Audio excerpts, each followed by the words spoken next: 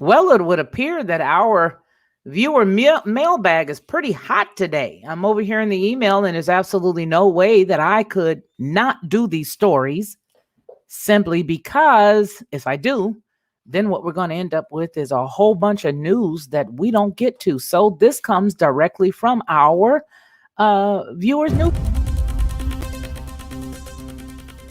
Yeah, Procter and Gamble is giving fair warning to consumers. Expect higher prices this fall for some of its products, ranging from baby supplies like Pampers to feminine hygiene products. That in itself wouldn't cause alarm, except for the fact that P&G follows several other consumer good companies that have told shoppers to brace themselves for higher costs. Such announcements are fueling concerns that inflation may be set to rise, an issue that had already been on economists' mind, giving the trillions of dollars that have been pumped into the economy through several stimulus packages. Because the U.S. households are now sitting on $1.6 trillion in additional savings thanks to all that stimulus aid, some economists have raised concerns that the economy could overheat once fully open. A rush to buy plane tickets, clothing, and vehicles could spark inflation, in other words.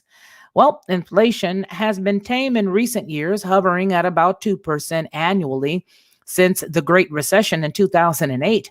But some Gen Xers and baby boomers may remember the inflationary decade of the 1970s when inflation rose by double digits in some years, painfully eating into the purchase power of the U.S. household.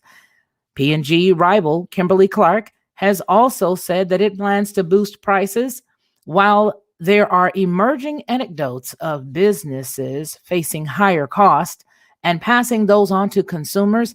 Analysts at Goldman Sachs noted in a recent research report. Well, they said, quote, some of the reported prices increases are quite large, which has fueled concern about the sharp rise in inflation. The other companies have announced that they plan to increase their consumer prices, often to offset higher commodity shipping or labor costs, or even to make up for regular price increases they forewent during the pandemic. Other companies that have recently announced price increases include Owens Corning with 5 to 7% increases on shingles and other roofing products this month, Mohawk Industries with an increase of 3 to 8% on its furniture, and of all companies, Shake Shack, which is one that really surprised me, which is testing a 5% increase. That's the exact same company last year that took a big chunk of the PPP money and returned it after people sort of got a little upset. But the story goes on with McKesson projecting a mid-single digit increase on its pharmaceutical products. The question is whether these announcements are going to translate into higher inflation, Goldman noted. To examine that possibility, its analysts examined 100,000 earning calls over the past 10 years from Russell 3,000 companies, which includes most of the U.S. equities market, to track price changes announcements during that time. It then matched that against the Personal Consumption Expenditures Price Index, or the PCE.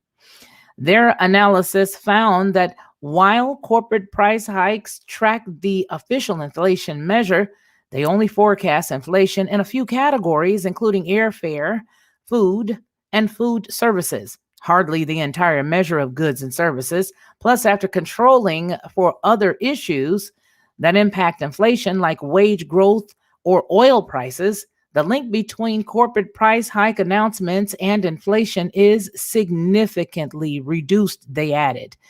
In their view, consumers are likely to see a, quote, somewhat faster pace of price increases in coming months, driving by supply chain disruptions.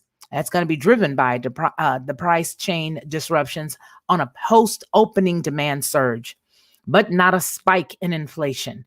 In other words, get ready to pay more for some items, but overall inflation should stay at a relatively tame level. Yeah, right.